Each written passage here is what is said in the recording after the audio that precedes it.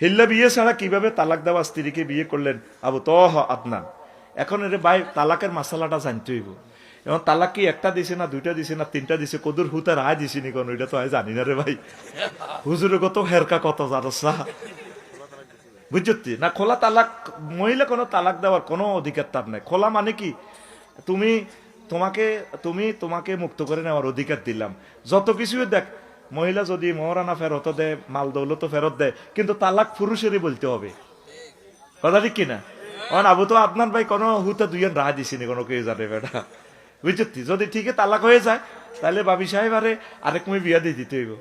ধর যদি মাহবুবের কাছে বিয়া দেয় অন্ত দিয়ে মিয়া তাকে কান্দা কাটি বুঝছো, আর যে বিয়া না বসি দেহ পাইলাম মন্ত পাইলাম না, এই মেয়ে কইলো হনো চাবি কোন ওই হনো তুমি যদি যাইতেছ তালাক দিয়ে লাই, আর ভাইও কান্দে তুমিও কান্দো, ভালো লাগে এত কান্দা কাটি। তাইলে আবার 3 মাস 13 দিন ইদ্যত পালন করি, আবার আমি চাইলাম যারে ভাবে পাইলাম তারে হয়ে যাবে, ঠিক না? আর ভাবি যদি এটাই করে, ভাইয়া শোনো যেহেতু বিমানবালা যদি তোমার মনেই ধরে দোনো আফু মিলে একসাথে ঘর করব আমরা, নিয়ে আসো। এরকম সমঝোতা হয়ে গেলে যদি আরো 2টা সুতা থাকে, শিকল তাও আরো 2টা আছে, শিকল দিছে মোট 3টা, কয়টা? তাইলে হয়তো বিবাহ সিস্টেমে তারা করতেও পারে। হুজুর বেগমজি আইসিইউতে, আল্লাহ যেন সুস্থ করে দেয়, দোয়া করবেন। তারেক রহমান যেন দ্রুত দেশে আসতে পারে, দোয়া করবেন একটু। হ্যাঁ, আমি অবশ্যই দোয়া করি। দেশের ছেলে, তিনি জন্মসূত্রে আমার দেশের নাগরিক, তিনি আসবেন, তিনি হাসবেন, তিনি দলের নেতৃত্ব দিবেন।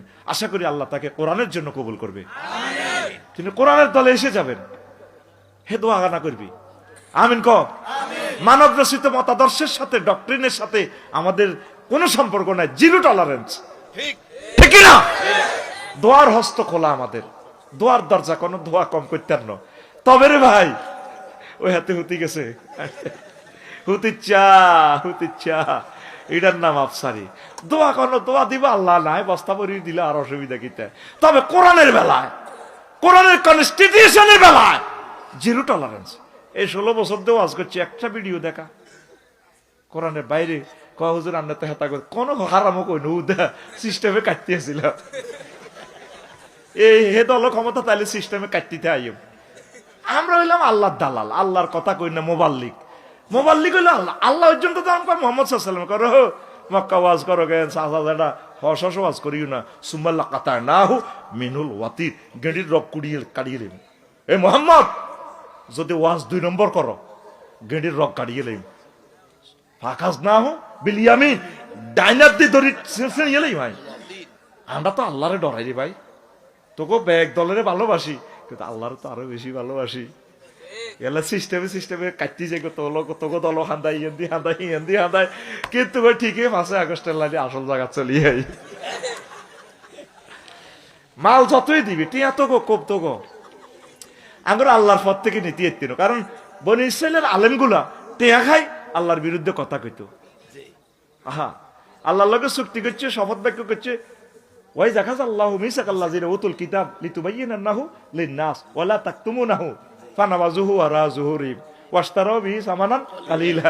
বনি ইসরাইলের আলেমেরা আল্লাহর লগে ওয়াদা করছে, আল্লাহর নামে ওয়াজ করিম নাম গতি। এবার সাইফুল ভাই টিয়া খাই, এতে কইলাম ভাই, এতে কি নাম কিতা? হ্যাঁ, রাজ্জার টিয়া খাই 50,000 পকেটে ভরি, ওম্মা ওয়াসিম উদ দিকে ভরি দেয়। উম্মতে মুহাম্মদি ওয়াসিম হই বলতো না, উম্মতে মুহাম্মদি ডাইরেক্ট আল্লাহর ওয়াজ করব।